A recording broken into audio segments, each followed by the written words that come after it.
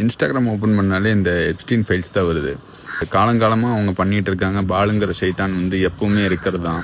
அப்புறம் சைல்ட் டிராஃபிக்கிங்கு, இதெல்லாம் வந்து சைல்டு அப்யூஸ், இதெல்லாம் வந்து ஆல்ரெடி நடந்துட்டு இருக்கிறது தான். இப்பவும் நடந்துட்டு இருக்கு, இன்னும் நடக்கத்தான் போகுது. இந்த எப்ஸ்டீன்கிறவன் ஜஸ்ட் ஒரு பப்பெட் தான், அவன் ஒரு பொம்மை தான். அவன் எல்லாத்தையும் கண்ட்ரோல் பண்ணுறவும் கிடையாது.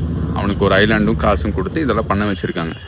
அப்போது இந்த விஷயத்தையெல்லாம் எதுக்கு இப்போது இன்ஸ்டாகிராமில் வந்து அந்தளவுக்கு ஒரு பெரிய கேஸாக நடத்தி இப்போ வந்து அந்த ஃபைல்ஸ் எல்லாம் வெளியே விடுறாங்க. கரெக்டாக 2026 ஸ்டார்டிங்கில் இதெல்லாம் ஏன் வெளியே விடணும் அப்படிங்கிற விஷயம் நம்ம வந்து யோசிக்கணும். இந்த ஃபைல்ஸ் எல்லாம் வெளியே விடுறது மூலிமா இவங்க என்ன பண்ணுறாங்க அப்படின்னா, நமக்கு வந்து இப்போ நீங்கள் யோசிச்சு பார்க்கணும். முதல்ல இன்ஸ்டாகிராமில் ஒரு பிளட் வரக்கூடிய ஒரு விஷயம், ஒரு ஆக்சிடென்ட், ஒரு ஆபாசமான விஷயம் வரணும்னா கூட அந்த view this pic or view this வீடியோங்கிற ஒரு ஆப்ஷன் வரும். அது வந்தால் தான் பார்க்க முடியும், பிளர்ராக இருக்கும். அப்போது இப்போ வந்து அதெல்லாம் எதுவுமே கிடையாது. எல்லாம் ஓப்பனாக நிறைய குழந்தைகளோட ஃபோட்டோஸ் வர ஆரம்பிச்சிருச்சு.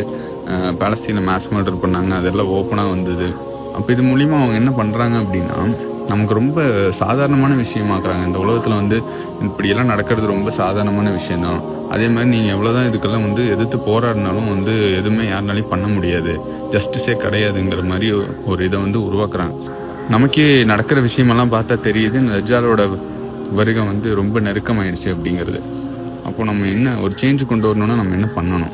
அப்புறம் அவங்க ஷைத்தான வழிபடுறவங்க அவங்க முடிஞ்ச அளவுக்கு எந்த அளவுக்கு நம்மளை வந்து அல்லாவோட நெருக்கத்தை வந்து இது பண்ணணும்னு நினைக்கிறாங்களோ அந்த அளவுக்கு அந்த ஒரு வேலையை செஞ்சுட்டே தான் இருப்பாங்க. இப்போ நம்ம என்ன பண்ணணும்? முடிஞ்ச அளவுக்கு அல்லா கூட ரொம்ப நெருக்கமாக இருக்கணும். மியூசிக்கெல்லாம் விட்டுட்டு குரானோட டெய்லியும் தொடர்பில் இருக்கிறதுக்கு ட்ரை பண்ணணும். முடிஞ்ச அளவுக்கு கூட இருக்கிறவங்க எல்லாத்துக்கும் வந்து இதை பற்றியெல்லாம் எஜுகேட் பண்ணுங்கள். எஜுகேட் பண்ணி சோஷியல் மீடியாவிலேருந்து தவிர்த்துருங்க. உள்ளே போனால் உங்களுக்கு இன்ஃபர்மேட்டிவாக, உங்களுக்கு ப்ரொடக்டிவாக ஏதோ நல்ல விஷயம் சொல்கிறாங்களோ அதை மட்டும் கேளுங்க. தேவையில்லாத விஷயத்தை தவிர்த்துக்கோங்க. இந்த சும்மா உட்காந்து இன்ஸ்டாகிராம் தள்ளுறது இதெல்லாம் வந்து நிறுத்தணும். அப்புறம் ஃபைனலாக எல்லாருமே ஜிம்முக்கு போக ஆரம்பி.